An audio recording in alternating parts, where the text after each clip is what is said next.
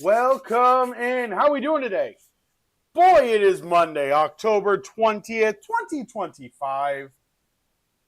Week 7 of the NFL season is just about over. And, hang on. There it is. All right. Wow. What a wild week. What an absolutely wild week. Some things were solidified this weekend. Some things were absolutely solidified this weekend.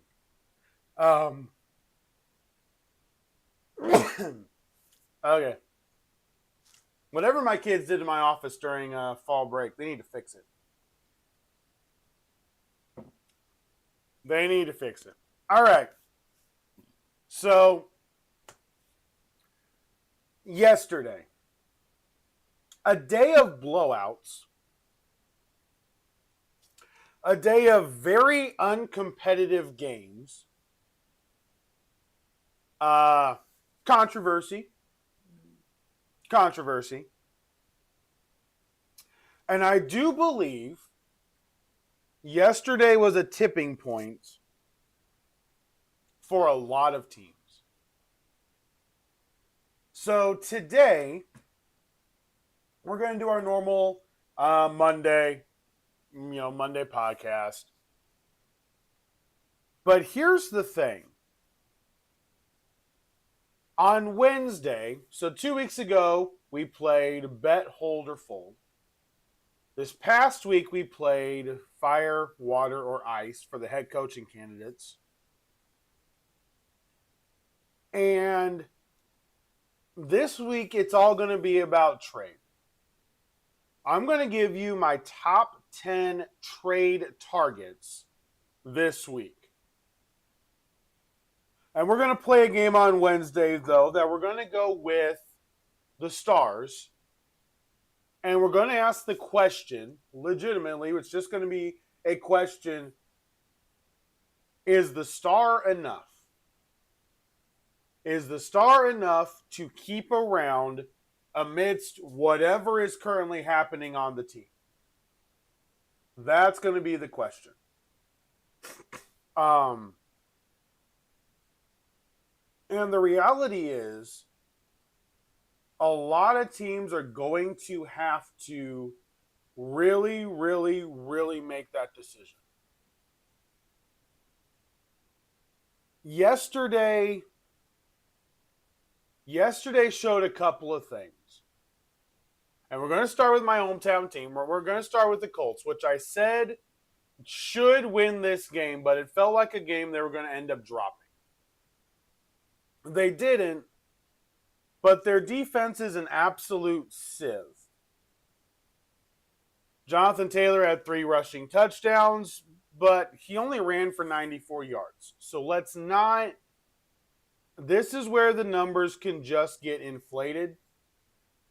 He is having an all-time year right now. And I still have my apprehensions about this team. Mainly because of the defense. Mainly because of what I saw. I mean, the play designs weren't very good. There were 3 long third down conversions. In fact, it was across the NFL yesterday. I really want to know where the aggressive defensive coordinators went. I really do. I want to know where the aggressive defensive coordinators went. Because multiple times yesterday, Jesse Minter had an opportunity to get the Colts off the field, and he went with a very bad zone play. And it happened last night in the Falcon and 49er game. The defensive play call where McCaffrey just basically ran straight and Max threw the ball to him to, in a sense, ice the game on their 3rd and whatever that was, 12, 15, whatever it may have been. And those types of calls, now I have complained about this for years. The Colts used to do that all the time in the Tampa 2. Teams weren't really afraid of third down outside of Dwight Freeney and Robert Mathis. But they knew there were a lot of holes in the zone, and if they didn't get there, they could probably complete the pass. So with that being said, the defensive play calls yesterday really confused me in a lot of third down instances. Why are you running a shell zone on a 3rd and 17? Why are you running a bracket zone on 3rd and 17? 3rd and 17. You're thinking, yeah, just keep everything in front of you. Well, then do it. Like, there was another long third down conversion, and like they're running behind the zones. Zone is great if you play the zone correctly. The cover 3 zone has very legitimate holes in the middle of it. And most of the time, because of how the safeties shift, if you run away from where the safeties shift, you normally have an open spot if you're running a duo route on the side where the safeties are running from. In cover 2, you've got a hole, huge, ginormous hole, if you run a duo route with an out route in front of a streak, straight up the sideline. The streak is in between the safety and the corner. We know where the holes in these defenses are. Why are you giving them a spot to throw the football no matter what they do? Why? It really confuses me. Now, the Colts did win 38-24. Their defense allowed a lot of yards through the air to Justin Herbert. Herbert was sacked 3 times. He threw 2 interceptions. And they got to Daniel Jones a little bit yesterday. They really did. So it definitely wasn't a clean game. I do believe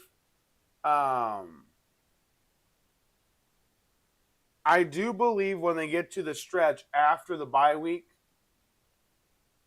I mean, Kansas City is a loss right now. That defense is a sieve, and unless they make a move on defense, the Colts are in trouble. I am fully aware of that. They're 6-1. It's still kind of a mirage. I know Colts fans are like, see, look, Jacksonville lost again. We lost to the Rams. We almost lost to the Cardinals. Be honest here. We still have the Seahawks and the Niners on the schedule after the bye. We still have both games against the Jaguars, division games. We still have both games against the Texans. We still have the Chiefs. The year has been outstanding. And I am going to stick with what I said. The emotion and adrenaline from Jim Irsay at this point is still, you can tell on the sideline at the end of that game. They want to win for Jim. Do I think this is a long-term success? Not at all. Do I think they're pulling a rabbit out of a hat? Absolutely. And sometimes it happens. Sometimes it's just that simple. There are a couple teams right now, and a game yesterday, and I said it on Friday. It's a really odd game because it was actually a game where the winner hurt their chances in the NFL draft. And that was the Cleveland Browns absolutely shellacking the Miami Dolphins. And it wasn't even close. Cleveland was up 17-6 at half. They ended up winning 31-6. Dillon Gabriel was only asked to throw the ball 18 times, 116 yards. Judkins ran the ball 25 times for 84 yards. He had 3 touchdowns as well. And then on the other side, you had Tua Tagovailoa, 12 of 23, 100 yards, 3 interceptions, sacked twice. Quinn Ewers was sacked twice. He was 5 of 8 for 53 yards. What does Miami do now? What can Miami do? I think that may be the better question. Tyreek Hill is out. So you're not really looking at that. What can you do? I mean, really, what can you do? I loved how the Browns played this game. The weather was sloppy, and they got a huge, huge victory. There was, I mean, no issues there.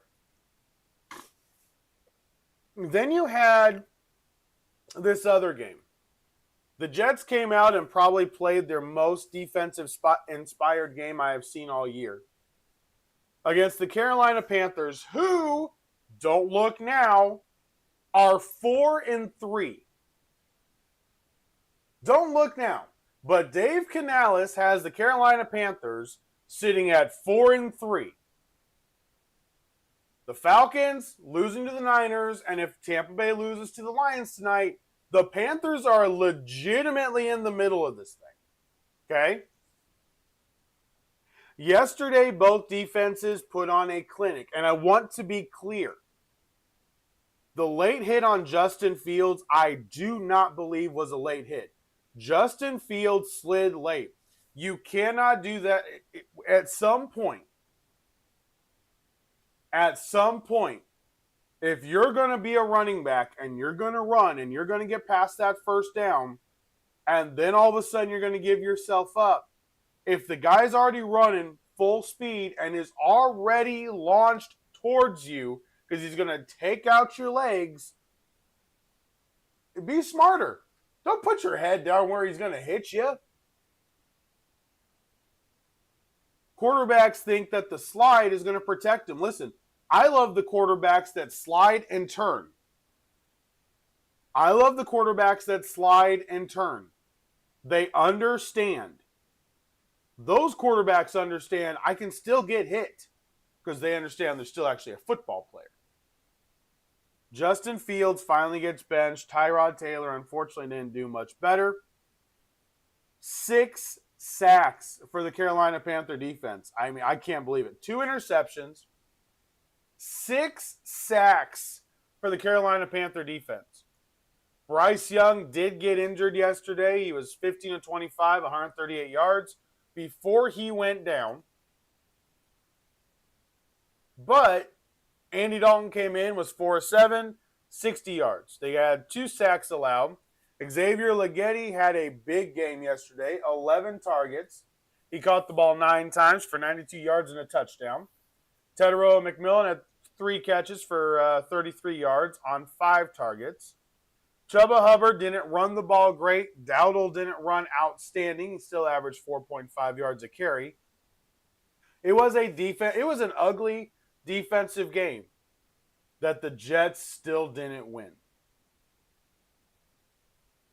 And you could make an argument Las Vegas looks worse than the Jets. You could easily make that argument. But I'm going to say that the Jets right now are the worst team in the NFL. The Raiders are making a play for it only because of the quarterback play. The quarterback play has been absolutely, it's just been horrendous. I don't even know how this happens. I'm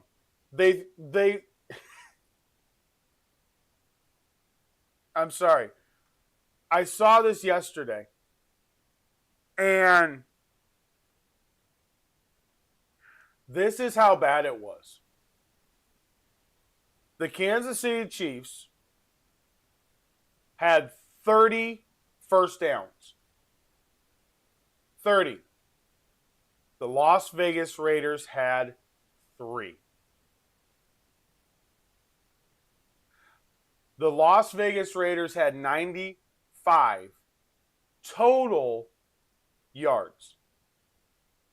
The Chiefs had 434. Total plays. The Raiders had 30. The Chiefs had 77. I mean, time of possession, 42 minutes for the Chiefs, 18 minutes for the Raiders. 0 of 7 on third down. 0 for 1 on fourth down. There was nothing the Raiders did that was right. To his credit, Geno Smith did not throw an interception yesterday. That is a huge thing. That is absolutely huge. Isaiah Pacheco still didn't run great. As a team, they ran the ball 41 times for 152 yards and a touchdown, still averaged below 4 yards a carry. 41 rushes, 152 yards, averaged 3.7 yards a carry. The Chiefs are a one-trick pony. They are either throw the ball extremely well or you're good because they can't run it. That is abundantly clear. They cannot run it whatsoever. All right, another blowout game, which I did not see this one being as bad as it was. The Los Angeles Rams beat the Jacksonville Jaguars. Now, you have heard me say London is a great equalizer. Well, the Rams' defense was ready in London and Jacksonville's wasn't. Okay? It's that simple. Trevor Lawrence did not throw an interception again. He was sacked 7 times. 7 times. Los Angeles Rams defense was on fire yesterday. Once again, they're asking Lawrence to throw the ball almost 50 times in the game, which because they were down. But Stafford threw 5 touchdowns, and as a team, the Rams only had, they had less than 275 yards of total offense. Stafford threw 5 touchdowns. So I went down to look because something was off. Logan Cook. This is where it was really, really interesting. Logan Cook had 5 punts, 207 yards total. That's an average of 41.4. He pinned 2 down inside the 20 and he had a long of 62. So what that means is you have 4 punts with 145 yards. He wasn't good. He shanked a couple. It wasn't good. Cam Little missed another field goal yesterday. And the reality is, yesterday was just a bad day in London for Jacksonville. It just was. It was a bad day in London for Jacksonville. They averaged almost 5 yards a carry, 19 carries, 94 yards. Trevor was 23 of 48, 296, and a touchdown. The Rams only averaged 3 yards a carry. I still like the Jacksonville defense. They were put in some bad spots because of bad kicks. And, the reality is the Rams needed this win. I think they're feeling the pressure because San Francisco keeps winning. And because Seattle's sitting right there, the Jaguars do have a reprieve. They've got their bye week. They've got their bye week coming up. Then they've got the Raiders. Then they got the big stretch that they have at Texans, Chargers, at Cardinals. That is your big stretch right there. Now, you've already beaten the Texans, the 49ers, and the Chiefs. This team can play. They may be inconsistent, but they can play. Do not sleep on the Jaguars. They've got the Titans and the Jets. Grand total of 3 games. The Titans twice and the Jets once to close out this year. So honestly, don't sleep on Jacksonville. Do not sleep on Jacksonville. Now, another game, you guys know I thought it was going to be close. This is where I will admit it's just not good enough. Something is off, and it's just not good enough. The money they spent on the offensive line in Tennessee has not panned out. This has been bad. This has just been bad. Dan Moore Jr., they signed, brought him in. Kevin Zeitler, right guard, they signed, brought him in. Peter Skoronski was solid last year. J.C. Latham, big, strong right tackle. Cushberry, solid center. He's a Jeff Saturday. Jeff Saturday was never great. Okay, he was not a great center. Okay, he was a very good center for Peyton Manning. He wasn't a great player. He was a very good player. Lloyd Cushberry is a very good center. But for some reason, this team cannot get out of its own way. And I don't understand what's going on. Drake May yesterday was sacked 4 times by the defense, and he only had 2 incompletions the whole game. 2. He was 21 of 23 for 222 yards. They averaged almost 5 yards a carry, 36 carries, 175 yards, and a rushing touchdown. And offensively, again, they said they were going to simplify the offense for Cam Ward. That's what they said. He was 25 of 34, 255 yards, sacked 5 times again. 1 touchdown, 1 interception. They only ran the ball 12 times for 39 yards. They were only down 17-13 at halftime. 17-13 at half. The reality here is this. They need a number 1 receiver. They need somebody to step up and take that role. Ridley was out. It was a perfect chance. Cam Ward, another fumble lost. Chase on recovered. It was bad, though. It was bad. Milton Williams had a sack. Chason had 2 sacks. Landry had a sack. I mean, good grief. The way New England is playing. The way New England is playing right now. I don't know how many teams are going to be able to beat them. Mike Vrabel has this team believing. They are 4-0 on the road. They are 1-2 at home. Just think about that for a second. They are 4-0 on the road. They are 1-2 at home. I tell you, this team is really, really good. All right. There were things that happened elsewhere over the weekend.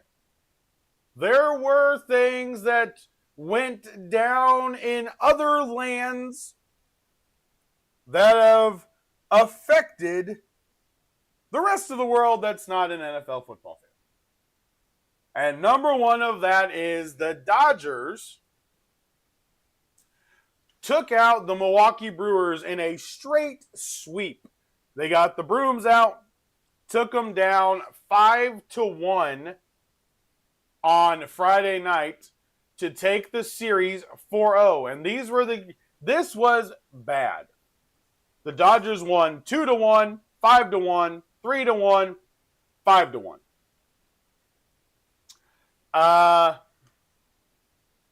Here's the reality. I do believe that the Dodgers are right now hitting their stride perfectly. So, National League, fine, whatever. They owned it. They got it. They rolled through the Phillies. They rolled through the Reds. They rolled through the Brewers. They're now in the World Series. But on the other side, you got this Mariners and Blue Jays series. Like, this is awesome. I love this. This thing is freaking awesome. The Mariners took game 1 3-1. Game 2 10-3. The Blue Jays then won game 3 13-4. And game 4 8-2. Then game 5, the Mariners won 6-2. And game 6, the Blue Jays won 6-2. Which sets up a glorious game number 7. Tonight on Fox for a shot at the World Series and the winner of the ALCS. Tonight's game, George Kirby for the Seattle Mariners and Shane Bieber for the Toronto Blue Jays. Kirby has been roughed up a little bit. He's 0-1, 7.0 ERA, 17 hits. He does have 18 strikeouts and 14 innings pitched. Shane Bieber has only pitched one game. 8.2 innings pitched, 4.15 ERA, 10 strikeouts. Today, currently Seattle is the underdog. The over-under on runs is 7.5. I'm taking the over on runs, and I still want Seattle to win. I still want Seattle to win. Okay. The Blue Jays, though, I believe have the bats to be able to fight with the Dodgers. The Mariners have the moxie to fight with the Dodgers. The Dodgers are a really good football team. It's that simple. The baseball team. Sorry, football's on the break. The Dodgers are a really good baseball team. That lineup is stacked. When they're all hitting well, it's hard to win. Their pitching staff is electric. And I do think the ALCS may be, like the Mariners were in a 5-game ALDS series where the final game went 15 innings. Could we see that again tonight? I don't know. I kind of hope so. I really do. I kind of hope so.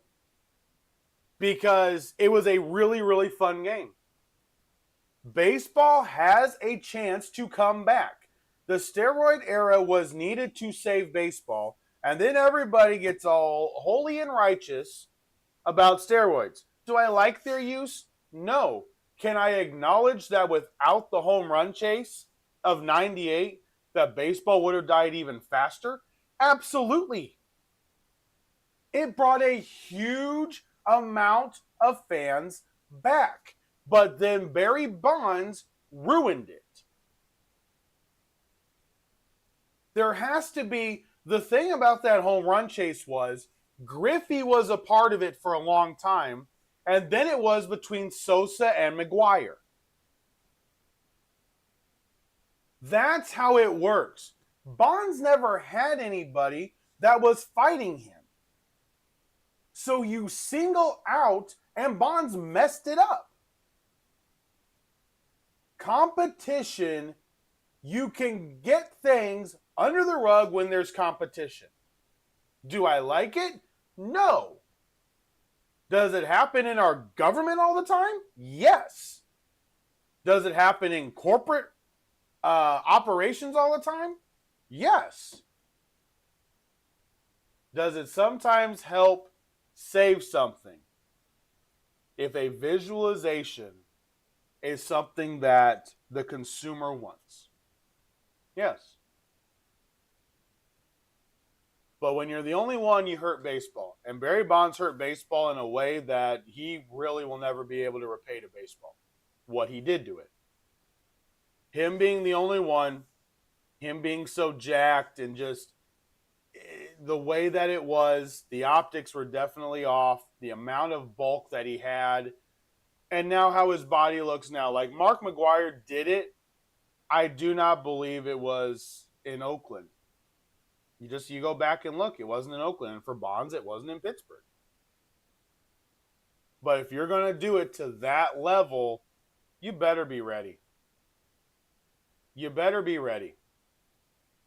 Because at that time, the home run race of 98 was better than the home run chase. Baseball can be back. Their number one home run hitter what was a Seattle Mariner. Cal Raleigh was the home run leader. A good old boy from North Carolina. 60 home runs, 125 RBIs. The guy only batted 247. He's a catcher. But I tell you what. It has been really interesting as you watch the games this year. You can tell there's a difference. And that it absolutely matters. It absolutely matters. All right, we got to talk about college football. Why? Well, Billy Napier, the head coach for Florida, was fired over the weekend. So you have now very big programs coming open. Jay Norvell was fired from Colorado State. We know Rick Neuheisel took over for Deshaun Foster at UCLA. We had Oklahoma State already fire Mike Gundy. Arkansas fired Sam Pittman. The reality is with this, the teams that are on the list with fired coaches kind of, I don't like how coaches are getting fired in the middle of the season. But let me be very clear. I have to understand why. I don't like it, but I have to understand why. The NIL money, the recruits, all of that is rolling into what you're seeing now.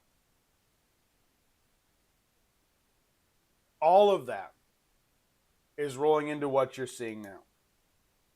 Virginia Tech fires their coach. Oklahoma State. I mean, just listen to this. Go back to the 2000s. Okay? Go back to the 2000s. This is the list. Oklahoma State. Oregon State. Arkansas. UCLA. Penn State. Colorado State. Virginia Tech. Stanford. Penn State. Florida. UAB fired their coach, Trent Dilfer. Kent State was fired back in the spring. Both Stanford and Kent State fired their coaches in the spring. Kent State fired theirs due to multiple in-house issues. But as of right now, you're looking at this. 1, 2, 3, 4, 5, 6, 7, 8, 9, 10, 11 head coaches have been fired. after week 8,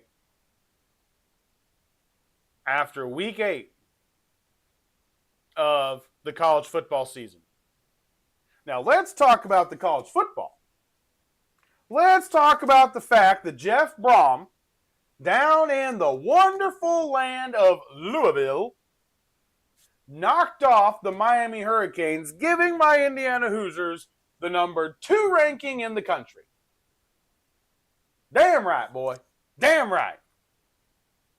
I was thrilled Friday night watching Louisville knock off Miami. Why was I so happy? Well, let me just tell you. Because I said Carson Beck, I don't trust him ever. I don't trust Carson Beck ever. 4 interceptions. 4 interceptions thrown Friday night. The Louisville Cardinals are now 5-1. They just beat the number 2 team in the country on the road. Absolutely huge. Absolutely huge. And then on top of that, Friday night, I got my other bet right. Minnesota absolutely romped all over Nebraska. They sacked Dylan Raiola 9 times. Minnesota was on fire Friday night. And I mean legitimate fire. They were absolutely a wrecking ball. Texas A&M. Arkansas has no coach, yet they keep playing these close games. Texas A&M barely survives Arkansas, 45-42. Georgia outlasts Ole Miss in an absolute thriller that basically Georgia won the 4th quarter, and that was it because Ole Miss had them on the ropes. Ole Miss had them beat. They were up 35-26.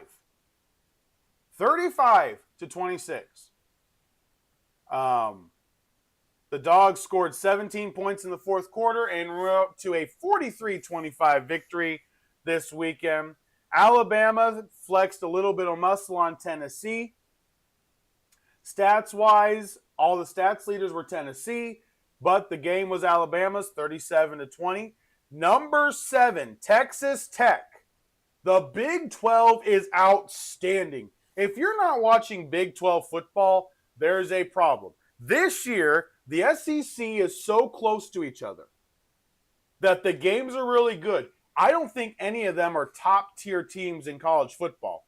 The rankings say so. The play on the field does not. The SEC, which has normally been up here, seems to have dropped a little bit closer to the Big 12's level because Arkansas is keeping games close. Mississippi State is keeping games close. The SEC, I will fully contend, is not as good as what the rankings of the country say, and it's because we are so used to the SEC being that much better. Arizona State at home upsets Texas Tech 26-22. So the number 7 team in the country loses as well. LSU goes to Vanderbilt. I had this one picked. I picked Vandy to knock off LSU. They did.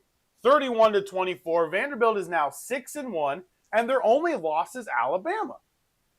LSU is now 5-2. They have lost to Ole Miss and Vanderbilt. Notre Dame beats USC 34-24. Jordan Mailata had a very bad game. Very bad game. Honestly, USC just had a bad game because Julian Love, my favorite running back that's going to be coming out.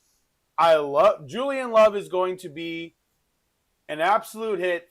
And I heard a lot of people after yesterday saying Genty may be a bust. Are you freaking kidding me? The Raiders can't block for anybody, and he's got Geno Smith as his quarterback. Give me a break. Anyway, Julian Love had 24 carries, 228 yards, and a touchdown. He was running through that USC defense like it was absolutely nothing. It was hilarious. Great game by Notre Dame. It was a complete game, and Jordan Mailata's decision ability, currently it's not there yet. They knock off USC 34-24. BYU wins the Holy War 24-21. This game was 10-7 at half. This game was 10-7 heading into the fourth quarter. It was an outstanding game. 24-21, BYU beats Utah. BYU is now still undefeated. They are 7-0. I thought they were going to take a step back. Most people thought they were going to take a step back. They have not. They just beat Utah. Utah's now lost to BYU and Texas Tech. Texas Tech getting the loss against Arizona State. Basically, Utah is just hoping more losses happen, but their shot at the Big 12 title is definitely slipping away. The Big 12 is outrageously competitive. The Big 12 is outrageously competitive. Some really fun football games to watch. Missouri went to Auburn. They are still 6-1. Their only loss, Alabama. They beat Auburn in double overtime, 23-17. Virginia escaped Washington State, which had the lead. Had the lead 20-10 in the fourth quarter. Virginia comes back. Washington State loses 22-20. Texas beats Kentucky in overtime. Once again, really, really close SEC game. I think Kentucky is a lot better than their 2-4 record. Do not sleep on Kentucky upsetting your team. Another thing that happened is, again, Memphis, an American team, goes on the road, loses 24-31 at UAB. So the rankings this week, it was absolutely awesome. Now, I do have a problem with the ranking system, the way that sometimes it works out. I admit that. But here is the rankings. Here are the rankings now. And they're going to change after this week for sure. I'll tell you why in a second. Ohio State number 1. Indiana got 6 first place votes. And you may go, well, why is that? Why would Indiana get 6 first place votes from Ohio State? How about this? Because Ohio State has not beaten a top 5 ranked team this season. IU has. And here's what's even better. Yeah, and yes, I know Texas. Texas was technically number 1. Week number 1, we've all agreed we kind of threw out. But fine. They beat a number 1 Texas team. Okay? Fine. Then they beat a 17 at the time, 17th ranked Illinois team. Fine.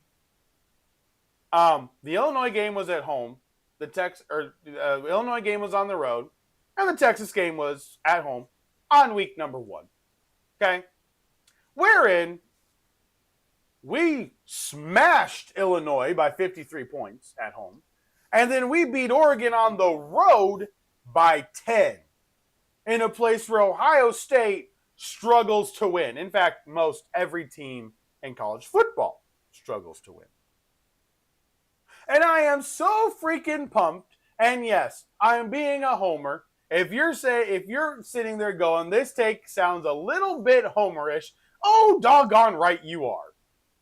It is absolutely homerish because my football team that I was a fan of in the Antoine Randall black and red helmet days, I have been watching Indiana football for a long time. A long time. Almost 3 decades at this point. They are ranked number 2 in the country, baby, and I absolutely love it. And they got 6 first place votes. They stole 6 votes from Ohio State. I freaking love this. Now, their schedules from here on out don't help either team a lot. Okay? They don't help either team a lot. Both of these teams should be undefeated heading into the Big Ten championship game. Let me be very clear. The only team seemingly that Ohio State has to worry about is that road game against Michigan on November 29th. That is a huge game. Ohio State has to beat Michigan in that game. They may have to no matter what. That game we can't sleep on. IU has their own issues.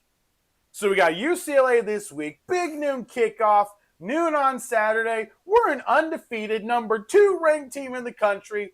Big noon kickoff is coming back to Bloomington to watch UCLA play IU. Now, after that, the Maryland and Penn State back-to-back road games are the trap games for IU. In my opinion, those are the trap games. Because Maryland is tough at home. Penn State, let's be honest, Penn State is now 0-4 in the conference. They already fired James Franklin. It doesn't look great. Okay? It doesn't look great. But I want to throw this out there right now. In the Big Ten, every team has played 4 games in conference now. Okay? In the Big Ten, you have Ohio State, Indiana 4-0. You have Oregon, Northwestern, USC, Iowa, Michigan, Minnesota, and there's this little team, UCLA. All those teams are 3-1 in the Big Ten. 3-1. The game this week with UCLA doesn't really scare me because it's UCLA coming east for an early kickoff. Doesn't really scare me too much. But if it was in UCLA, I would be worried. I would absolutely be worried. Because this team, Rick Neuheisel has got this team playing pretty good football. Pretty good football. And it's great. This is great. We're going to, obviously, we'll dive into some of the schedule this weekend. Probably, Thursday like we normally do. But this week, Ole Miss against Oklahoma. That is a huge SEC game. Missouri against Vanderbilt. Huge. BYU and Iowa State in the Big 12. Huge game. Do not sleep on Mississippi State against Texas. Texas is back in the rankings. Mississippi State could take them out of the rankings. And then Texas A&M at LSU. Tell you what, it's going to be a huge week. Michigan at Michigan State also on Saturday night. It's a rivalry game. And Michigan is up, down, up, down, up, down. As Pat McAfee called this past week. Up, down, up, down. Last week was up. This week should probably be down. I'm going to take Michigan State. Michigan State at home. I'm probably going to take Michigan State. Tennessee at Kentucky. Don't sleep on Kentucky. It is a huge weekend. Georgia Tech, 7-0. They're still rolling. Good gosh, man. This is absolutely fantastic. Absolutely fantastic. All right, let's get the hockey plug, and then we'll close it out with our run-through of what happened in the NFL over the weekend, and we'll get out of here on a very chilly, it was 38 degrees this morning when the kids woke up, 38 degrees this morning, chilly October, Monday morning. All right, in hockey, the San Jose Sharks still do not have a victory. They are now 0-3-2. They have 3 losses and then 2 overtime losses. They are currently the only team that does not have a win. The Tampa Bay Lightning have a win. The Islanders, which were winless at 0-3, now have had 2 wins. They won 2 in a row. So good for them. The Florida Panthers. There is reason to be concerned in Floridaville. Pantherville is definitely wondering what's going on as they won 3 in a row to open the year. They have lost 4 in a row. The Carolina Hurricanes have won 5 in a row. The Devils of New Jersey have won 4 in a row. Winnipeg Jets have won 4 in a row. And you got the Detroit Red Wings that have won 5 in a row. So, very, very interesting year so far. And once again, we got NHL Network, Minnesota Wild at the New York Rangers tonight at 7. Then we have the Seattle Kraken against the Philadelphia Flyers, Buffalo Sabres against the Montreal Canadiens, Winnipeg Jets against the Calgary Flames, and then the Carolina Hurricanes against the Vegas Knights. And that is all tonight. All right, 6 minutes to go. Let's run through the weekend. Let's do the 5 minute wrap up of the NFL weekend. On Thursday Night Football, the Bengals and the Steelers played in what ended up being a very thrilling game for Thursday Night Football. Another game that came down to the wire and was finished off with a game winning field goal by the Cincinnati Bengals, knocking off the Steelers 33 to 31. Defense was completely optional in this game. Absolutely optional, and Joe Flacco and Aaron Rodgers looked like they did back in the 2000s. It was really odd, but it was fun to watch. On Sunday morning, the London game, the Rams came out, their defense came to play, their offense didn't have to do a lot. Stafford had 5 touchdown passes. The Rams ended up bulldozing the Jaguars 35 to 7. Lawrence did not throw an interception again. They are still working on trying to get the balance. Liam Cohen is still trying to get everything figured out. Hopefully they can do that. They've got a bye week coming up, recalculate the offense, maybe make a trade. We'll talk about a couple of those type of scenarios on Wednesday. They lose 35 to 37 to the Rams. The Chicago Bears in a muddy, the field was actually pretty good, but very sloppy, very bad football game as far as the playing conditions, and really the play on the field wasn't great either. But the Bears came away with a big win, 26 to 14 over the New Orleans Saints. Spencer Rattler wasn't great. He had a little bit of garbage time stat padding. DeAndre Swift easily had his best game of the year, 19 carries, 124 yards, and a touchdown. Williams still makes some really dumb decisions. He telegraphs throws. That's going to have to get fixed, but the Bears are 4-2, and give Ben Johnson credit. He's got this team playing really well. In another game with a bunch of wind and how the game was, the Browns absolutely smoked the Dolphins 31 to 6. Tua had 3 interceptions. They brought in Quinn Ewers eventually. Judkins had 3 touchdown runs. The yardage wasn't extremely high. It was because of the turnovers. They had a lot of short fields, and that's how the Browns won 31 to 6. I was wrong. The Tennessee Titans, they came out playing inspired football. They were only down 17 to 3 at half, but the Patriots just took over in the second half. Shut them out in the second half. The Titans had no answer. Cam Ward was sacked 5 times again. Interception, a fumble. 31 to 13. Patriots get the big win over the Titans, who are now 1-6. The Raiders fell to 2-5. The Chiefs just smoked them. They had under 100 total yards. The Raiders did just Chip Kelly. I think that's probably the worst game he's ever had as an offensive play caller ever. And I'm going back to college. It was just bad. Chiefs get the dub, 31 to nothing. Just shut them out. The Eagles beat the Vikings 28-22, but the team still doesn't look good. The numbers are a little bit odd. Hurts only had 4 incompletions. The overturned touchdown, I question Hawkinson's right to be really upset. The Vikings gave the Eagles everything they could handle. This game was close the entire time. Minnesota was never out of it. They do have a quarterback issue. Carson Wentz is not the guy you need if you're Kevin O'Connell. They may make a move. Because they may see what Jacoby Brissett is doing in Arizona and see if they can go get a guy like him that can just run the offense better without turning the ball over. The Carolina Panthers kept the Jets winless in what was a very, very bad game. It was hard to watch. There wasn't a lot of great, extravagant plays in it, but the Panthers did what teams have to do when you're the better team. They got an ugly W. And don't look now, but they're 4-3. They are above 500. The Jets are still winless. They benched Justin Fields. Tyrod Taylor still threw 2 interceptions. Jetsville, it doesn't look good. I'm afraid Aaron Glenn may get fired at the end of this year, and this organization just may be currently the dumpster fire of the NFL. Because their counterpart, the New York Giants, they play tough.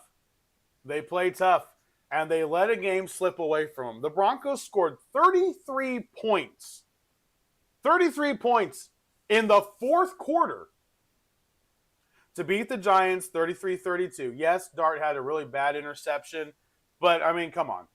Just come on. Your defense has got to play better than that. They laxed off. They didn't close it out. The Giants are now 2-5. Dart is 2-2 now. 2 wins at home, 2 losses on the road. Kind of how a rookie quarterback's going to go, but the Giants do have something. Do not sleep on the Giants. They gave the Broncos everything they could handle. The Colts beat the Chargers 38-24 over a huge offensive output day. Defensively, they were after Justin Herbert, but Herbert still had 420 yards passing. The Colts defense is still a sieve. It's still not great. There's definitely things that need to be fixed through the trade deadline. The Cowboys knocked off the Commanders. Jaden Daniels going down did not help. The Cowboys' offensive efficiency at home is through the roof. You want to play them on the road. You don't want to play them at home. They are now 2-0-1 at home, and they are 1-3 on the road. They beat the Commanders 44-22. The Green Bay Packers, it took everything they could to win this game. Green Bay Packers scored 14 points in the fourth quarter. Jonathan Gannon, I think his fate is now sealed. Winning that game would have been big. Winning that game would have been big. You had the lead heading into the fourth quarter, and you dropped it again. Your defense couldn't stop anybody. The reality is, Jacoby Brissett, 279 yards passing again. Arizona does not look horrible right now offensively. In fact, they look like a better team without Kyler Murray. Back-to-back weeks, they covered the spread and were outrageously competitive without Kyler Murray in there. The Falcons absolutely laid an egg again against San Francisco last night. They lose 20-10. 49ers are now 5-2. And Christian McCaffrey, we did have National Running Back Day, and next week we have National Tight End Day. All right, guys, that is it for a Monday. As usual, we will go over all the injuries tomorrow. There's a couple other things in the news we're also going to hit tomorrow. We may have a coach fired by the end of today. I don't know. It's going to be really, really interesting, but we'll go over everything tomorrow and see what we can do. I appreciate you guys hanging out. I hope you had a fantastic weekend. Mine was busy. Mine was full with a lot of stuff we had to do. So, honestly, I'm slightly tired from the weekend. But listen, make it the best Monday you can. Make it the best Monday you can. We got 2 games tonight, Bucks and Lions, and then the Texans and Seahawks. Have a fantastic day.